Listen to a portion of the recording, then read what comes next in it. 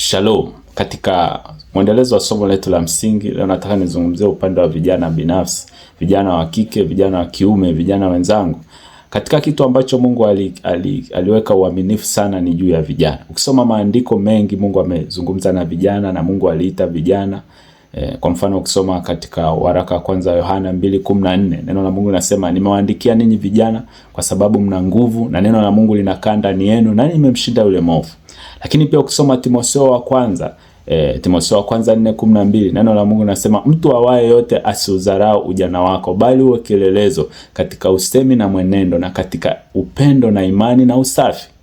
Mungu anaamini vijana watakuwa safi, Mungu anaamini vijana watakuwa na imani, Mungu anaamini vijana katika taifa lolote, katika jamii yoyote, katika familia yoyote watakuwa na nguvu ya kumshinda mwovu.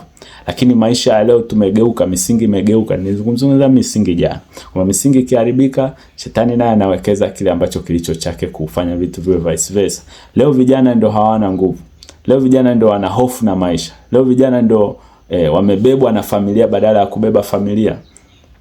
Hata si changamoto za kiuchumi wala si changamoto za maisha, lakini ni vile tu ile taswira na ule msingi ambao tulikuwa nao kama Mungu alivyotuamini tumeuacha. Tunaamini kwenye vitu vyepesi maisha yetu yabadilike.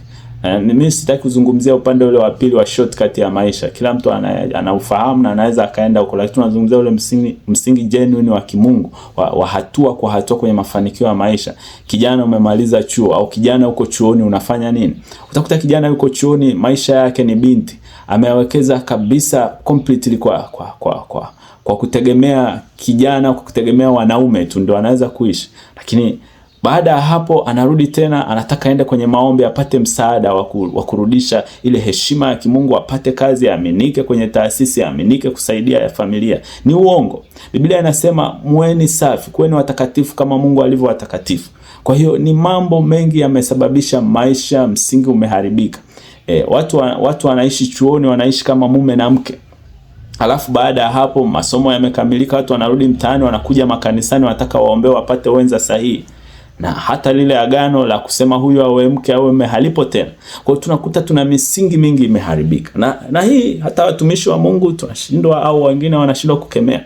Wanakuja wanataka kukuombea, ni kweli Mungu ni wa rehema, lakini unapokuja kwa Mungu wa rehema, je, unakuja kubomoa ile misingi uliyokuwa umeiweka ambayo imekushikilia? Maana kila kitu unachokifanya kwenye maisha kina agano. Mahusiano ya kwanza hasa mahusiano ya awali kwa mwanamke kwa binti yanakuwa mabaya sana kuliko kwa kijana, kwa sababu kila anachokifanya kinavunja agano. Unapofanya mahusiano binti, nazungumza nanyi kwa sababu nafikiri ndio mnakuwa na msingi wa kujenga familia na kujenga jamii pia. Unapofanya mahusiano yoyote na mwanaume, yale yanajenga agano na wewe. Na lile agano kulitoa inakuwa ngumu sana. Kwa mwanaume inaweza ikawa rahisi sana, kwa sababu mnaelewa namna ya kibiolojia maisha yalivyo. Dhambi ya mwanaume inafanyika nje na dhambi ya mwanamke inafanyika ndani. Yule unayefanya naye dhambi ya tendo la unzinzi wa sherati, yeye kwa binti linakuwa baya kwa sababu yeye anakuachia kwenye mwili wako, anakuachia hilo agano. Na mwanaume yeye anaondoka amelifanya nje ya mwili. Kwa inakuwa ngumu sana wewe uje uwe mke bora kwa familia fulani. Inakuja hiyo ngumu sana wewe uwe mama bora katika familia, hata ukaenda kwenye maombi. Kwa ni lazima turudi kwenye msingi wa vijana, tutunze maisha yetu, tujithaminishe kwa Mungu. Kwa sababu Biblia inasema tuwe kielelezo katika usafi, katika mwenendo, katika imani mahali uliko, ili unapomaliza hatua zile za kimaisha, umemaliza chuo, Mungu akuamini kukaa mahali fulani. Mungu hawezi kukuamini binti ulishindwa kulinda kile alichokupa bure umezaliwa nacho. Yani Mungu aje tena akuamini akupe kitu ambacho kiko nje. Yani unashindwa kuulinda mwili wako ambao ni wa thamani, ndio unakusababisha ufanye hatua uende wapi. Alafu Mungu aje akuamini akupe kitu cha nje cha kulinda na mikono na kukitembelea. Yani kiko distance na wewe. Na kati kile kilichoko close, kilichoko abide, kilichoko inbuilt kwenye mwili wako umeshindwa kukilinda. Kwa hiyo Mungu akusaidie sana. Na vijana wa kiume na sisi, Mungu alituamini wanaume kwa ajili ya kuweka msingi wa maisha.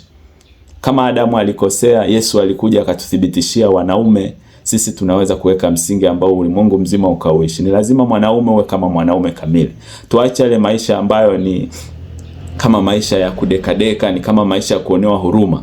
lakini ni kama maisha ya kujikatia tamaa kwa sababu huna kazi, kwa sababu huna ajira. Kila mahali kuna msingi wa kuweka. Kama maisha nilizungumza kipindi cha nyuma, nafikiri hatujaelewana tu. Kila mtu ana kwao, kila mtu ana chimbuko lake, kila mtu ana msingi wa kwao. Ukiwa huna ajira, ukiwa huna mishe yoyote mjini, ni lazima ujikubali kujituni, ukubali kurudi kijijini, uanze maisha hata ya kilimo, uanze maisha hata ya miradi. Kule kijijini hakuna choo cha kulipia. Kijijini hakuna daladala. Kijijini hakuna taksi, hizi kodi za mambo mengi. Unaweza ukarudi kule ukaanza kuweka msingi wako, ndani ya miaka 5, 7 maisha yako yakawa yamebadilika. Si lazima wote vijana tungangane mjini, wengine tugeuke tuwe vibaka, wengine tugeuke tuwaze fedha zilizoko kwenye mifuko ya watu. Na ukiwa kijijini kule unaweza jembe liko bure, unaweza ukalima. Utasema Tanzania mazao labda hayana faida, hakuna mfumo mzuri wa masoko. Ni hapana, kwa sababu wako watu vijijini wanafanya kazi. Sisi tuliokuja mjini tunarudi tunawakuta wana ndoa zao na maisha yao, na hata utandawazi hujaathiri maisha yao. Kwa Mungu akubariki kijana unayenisikia. Kijana, binti, linda heshima yako ya ubinti unapokuwa popote, unapokuwa masomoni, unapokuwa shule sekondari. Hapa ndipo maisha yanapoanza kuharibu kesho yako. Unapofikisha miaka 30, binti, kama hujaweka msingi wako wa kiuchumi na maisha ya kifamilia, ni ngumu sana kuja kutengeneza. Mwanaume, unapofikisha miaka 40, kama hujaweka msingi wa kifamilia, ni ngumu sana Mungu kuja kukuamini tena. Hata uende kumwagiwa mafuta, hata uende kukanyagwa na maapostoli na manabii wengine wote, nahitaji kurudi kwa Mungu binafsi kwa moyo wa toba. Kwa hiyo hata asubuhi ya leo, hata siku ya leo, mchana wa leo, jioni ya leo, muda wote unayosikia na kuona video hii, rudi kwa Mungu. Mungu alimwamini mwanaume kusimamia ulimwengu. Mungu alimwamini mwanamke kusimamia familia, kujenga familia. Ukianza kuishi maisha ya familia kabla wakati sahihi, uko chuoni, uko katikati maisha ya kujaribisha, umepoteza kile kibali cha Mungu kwa kuja kuwa mwanamke bora. Na mwanaume ukiishi tu holela kama bila kujua usamani, Mungu amekuamini, nyuma yako kuna wanawake zaidi ya 1000 wanategemea wewe uwe baba, alafu ukaishi kama mtu ambaye hana mpango. Mungu moyo wake unakuwa discouraged sana, kwa sababu Mungu alituamini sana wanaume. Mungu alituamini sana vijana. Biblia inasema tunayo nguvu na tumemshinda yule mwovu. Na hiyo neema ingie ndani ya moyo wako saa hii ninapoomba. Baba, katika jina la Yesu, ninaomba neema kurudi kwenye msingi kama vijana ambao tuna nguvu. Na Mungu ulituamini na umesema tulimshinda yule mwovu. Na sasa ninaomba neema ingie kwa kila kijana anayenisikia, apokee nguvu ya kujua yeye ni wa thamani. Yeye ndiye amewekwa kama hatima ya maisha ya jamii, ya familia na ya taifa, katika jina la Yesu Kristo. Kama Mungu ulivyowaamini vijana kina Shadraka, Meshaki kina Abednego, kama ulivyomwamini Yusufu, kama ulivyomwamini Daudi akiwa kijana, kama ulivyomwamini Esther alivyokuwa kijana, akasaidia taifa wakiwa utumwani wasiuawe, taifa likombolewe. Ndivyo Mungu unapoenda kuinua vijana hawa wanaosikia na kuona video hii, katika jina la Yesu Kristo. Mungu atakase kwa ile kweli yako, damu yako Yesu, akurudie wewe, uwe Mungu wao, wawe watu wako, uwe baba yao, wawe watoto wako, katika jina la Yesu Kristo. Ule msingi kwamba uliamini vijana tuna nguvu na tumemshinda ule mwovu, uingie ndani ya mioyo kwa nguvu ya jina la Yesu Kristo, kwa sababu umesema hakuna msingi mwingine Mungu umeuweka katika maisha yetu isipokuwa jina la Yesu Kristo, isipokuwa kupitia kwa Yesu Kristo. Na hiyo neema ingie kwa yule ambaye Mungu